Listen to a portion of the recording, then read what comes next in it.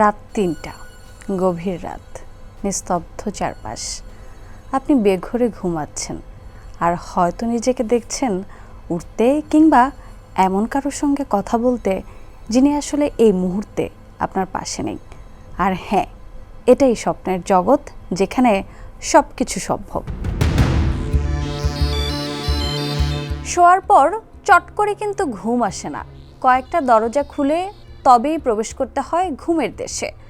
প্রথমে হালকা ঘুম, তারপর ক্রমেই আমরা গভীর ঘুমে তলিয়ে যাই। এরপর আসে সবচেয়ে জাদুকরী দরজা, র্যাপিড আই মুভমেন্ট অর্থাৎ রেম স্লিপ।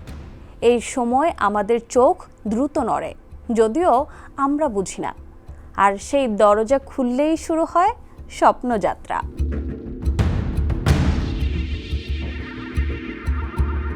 অনেকে ভাবে স্বপ্ন মাত্র কয়েক সেকেন্ডের, কিন্তু আসলে তা নয়। প্রতিটি স্বপ্ন গড়ে 5 থেকে 20 মিনিট পর্যন্ত স্থায়ী হয়। সারা রাত ঘুমের মাঝে টুকরো টুকরো করে আমরা প্রায় 1.5 থেকে 2 ঘন্টা স্বপ্ন দেখি। মজার ব্যাপার হলো, ভোরের দিকের স্বপ্নগুলো সবসময় দীর্ঘ আর অনেক বেশি স্পষ্ট হয়।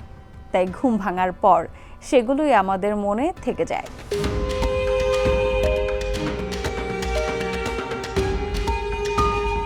এবারে প্রশ্ন, আমরা স্বপ্ন কেন দেখি? বিজ্ঞানীরা বলেন, স্বপ্ন হলো আমাদের মস্তিষ্কের রাতের গল্প। সারাদিনে যা কিছু ঘটে, হাসি, কষ্ট, ভয়, আনন্দ, সব কিছুই মস্তিষ্ক ঘুমের মধ্যে পরতে পরতে সাজিয়ে নেয়, যেন এক অদৃশ্য ডায়েরি লিখছে। মনোবিজ্ঞানী সিগমন্ড ফ্রয়েড বলেছিলেন, স্বপ্ন হলো আমাদের লুকানো ইচ্ছে আর অচেতন মনের জানালা। যদিও সবাই একমত নন, কিন্তু এটা সত্যি, স্বপ্ন আমাদের মানসিক ভারসাম্য রাখতে সাহায্য করে।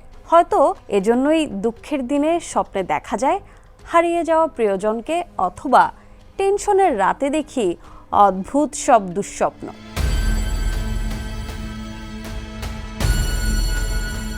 তাই স্বপ্ন আসলে কল্পনা নয়, এটা আমাদের ভেতরেরই অবচেতন মনের গল্প, যেটা আমরা চোখ বন্ধ করলেই ভেসে ওঠে। প্রতিটি রাতেই আমরা যাই এক রহস্যময় যাত্রায়, যেখানে যুক্তি মানে না, অসম্ভবও সম্ভব হয়। তাই পরের বার ঘুম থেকে উঠে যখন বলবেন, আজ এক অদ্ভুত স্বপ্ন দেখলাম, জানবেন সেটা আপনার মস্তিষ্ক আপনাকে নিজের গল্পই শোনাচ্ছিল।